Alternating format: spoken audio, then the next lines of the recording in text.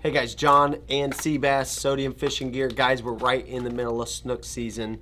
We wanted to take a minute to tell you about some of our favorite baits or favorite setups. I've got Topwater. This is a brand new one from Rapala. If you guys remember Smithwick, the Devil's Horse, this is a lot like that. It's a prop bait, all right? Snook love prop baits. Nice thing about this, you don't have to twitch it, you don't have to do anything. It's just a cast and retrieve, and that thing just flies across the top water, and really you get some crazy strikes from these snook. It's got a little feather on the end, but it's a great new bait. A lot of guys have been having really good luck with this. And then one of my personal favorites is the Hedden Zero Spook in that nickel finish. I mean, this is a bait you can use all day long. Snook especially love it, but it'll catch redfish, it'll catch trout. What do you got, Seabass, on your soft baits there? So two of my favorite baits.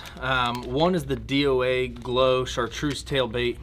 This thing works great on the water. It moves really well, especially when you nose hook it just on any kind of hook, whether you want to hook it with a circle hook or you want to hook it with a J hook, you can do either or. Or if you wanted to put it on a chin lock, get it down a little bit further in the water, that does well too. So snook, again, love these guys. Trout, I've seen them tear it up, and redfish too. My next one is going to be the Saltwater Assassin. This is the saltwater shad in the watermelon red glitter color. This is a great bait, especially when you're fishing like really clear water, but it works in murky water as well. You know, this bait does really well both in wintertime and in summertime when the fish are real active. So those are my two favorite baits, John. What you got for leader? Well, important when you're snook fishing because of their gill plates. Back here, guys, if you haven't caught snook before, you got to be really careful. Don't grab them by the top.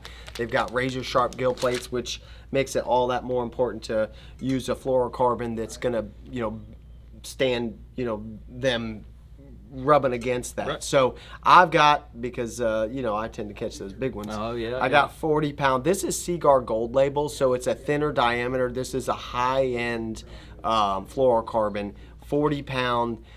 If you know you're in an area where there's some big snook, I would recommend going up to that 40-pound. Now, this isn't kind of that everyday bunch of snook fishing or bunch of smaller snook that you're catching. This is more for, hey, I know there's some slobs in the area, 35 plus. Right. I want to get a 40 and maybe even 50 and really go up. What do you got there? So this is more of like your everyday, you don't know what you're getting into. You could get into some big snook, you could get into some small snook, you don't really know. So this is the 30-pound Seaguar inshore version, inshore blue label. This stuff here, you get a little bit more leader in there. It's not as dense of a fluorocarbon as that one, and it's not as thin. But if the fish are real aggressive, this line is going to do just as well. It's a very good price point.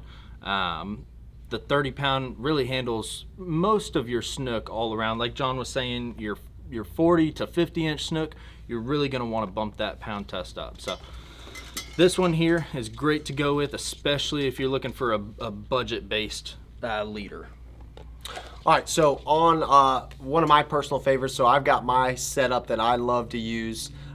This is the Saltiga Bay Jigger from Daiwa. This is probably my all-time favorite all-around reel. It's great for snook. You can actually use it for grouper. You can use it for redfish. It's just a great all-around reel. This is actually a 3500H, that Saltiga Bay Jigger, but it's got the power when you need it. It's nice and light. It's in that 300 plus range, so it's kind of a higher end reel, but it's very versatile. And then I've got a G Loomis IMX Pro Blue. This is a 20 to 65 pounds, so it's going to have enough action to pull those snook out when you need to on those bigger snook. So one of my favorites. Yeah. So like John was saying, he's got a little bit heavier setup. So if you know you're getting into those bigger fish, or you're in an area where you've seen some monster snook laying around, that setup right there is going to be the one to go with. Now I do have one here. This is more of your all-around, this is more of your everyday fishing. This is the Daiwa Kage MQ. This reel is awesome. It's got a monocoque body on it. It's got a Zion body. So This reel here is very light, very versatile. Snook, again, it's a great reel for snook, redfish. It handles those guys too. The rod that I have is going to be the Real Animals from Bull Bay.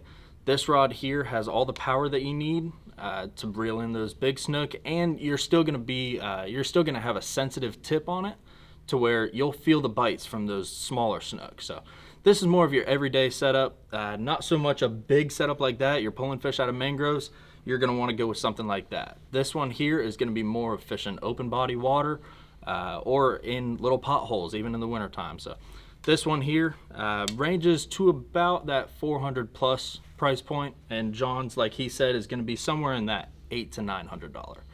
So Tell them about your new Snook shirt. yeah, guys, so we just got these brand new Snook shirts in. John will show you here on the back. Sweet little picture we got. Had an artist do this thing up. He did a great job. So make sure to come by Sodium Fishing Gear. Look for a new Snook setup. Let us know if you got any questions about any of the tackle that we talked about today. And make sure to pick you up one of these new Snook shirts. We'll see you at Sodium.